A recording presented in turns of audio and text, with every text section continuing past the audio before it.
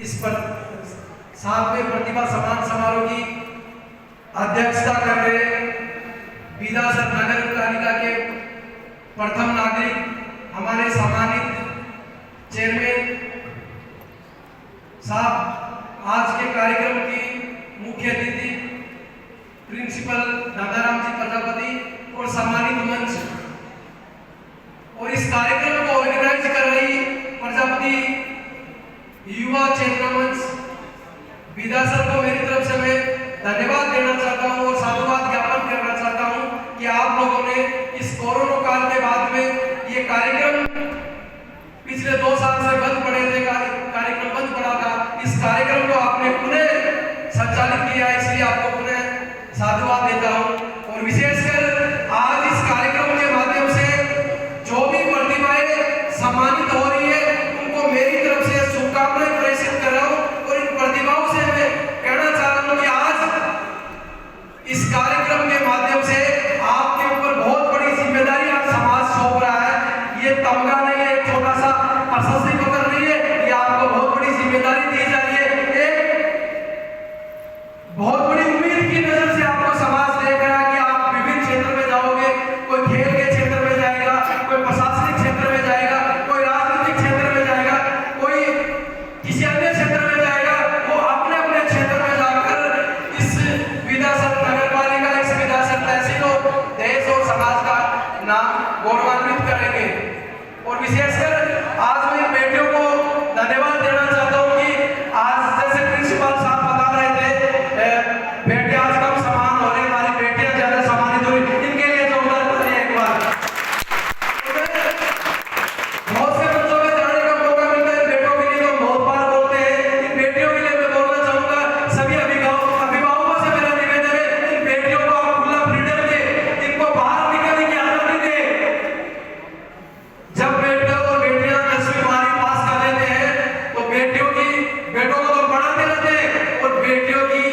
उस शिक्षा की जगह हमें इनकी शादी की चिंता लग जाती है। सच्चाई है नहीं है?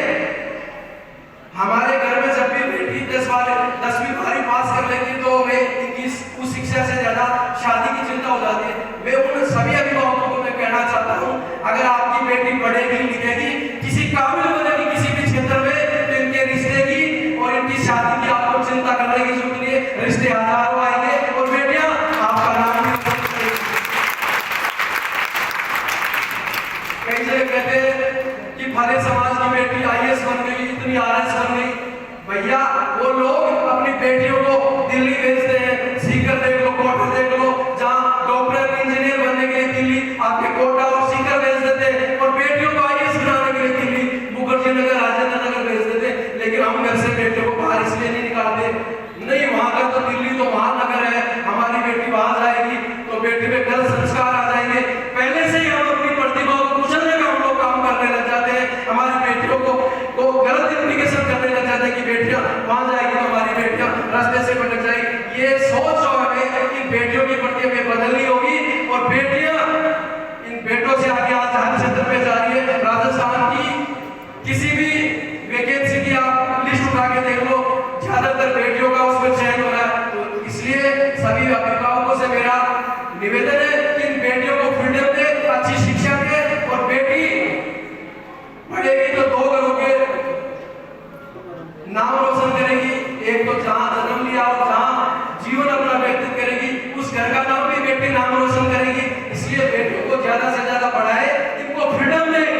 जितना बेटियों को फ्रीडम देंगे बेटियां उतनी बाहर निकलेगी और बाहर जाएगी, निकलेगी बेटियां तो समाज का नाम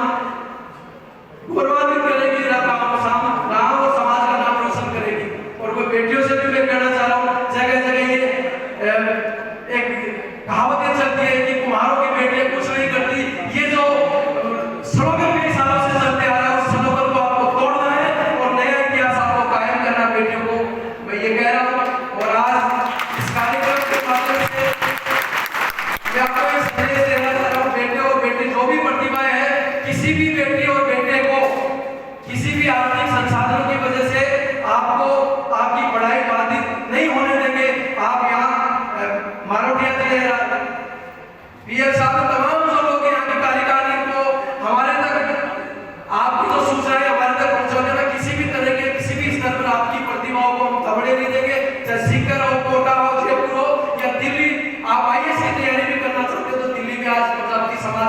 पोस्टल स्टेब्लिश हो गया 2017 में, और लगातार वहाँ जितने भी ग्रेजुएशन बेटे और बेटियों ने कर लिया है उनका एक इंटरव्यू होता है हर साल मार्च के महीने में, और उनकी के बेसिस पर उन बेटे और बेटियों को वहाँ एडमिशन देते हैं। उनके लिए रहने खाने की तमाम तरीके की जो सुविधाएं हैं वो निःशुल्क दिल्ली में उपलब्ध करवाई जा रही है। इसलिए आप ये ना समझें कि हमारे पास आर्थिक संसाधनों का अभाव है, किसी भी संसाधन के अभाव में आपकी प्रतिभाओं को दबने नहीं देंगे।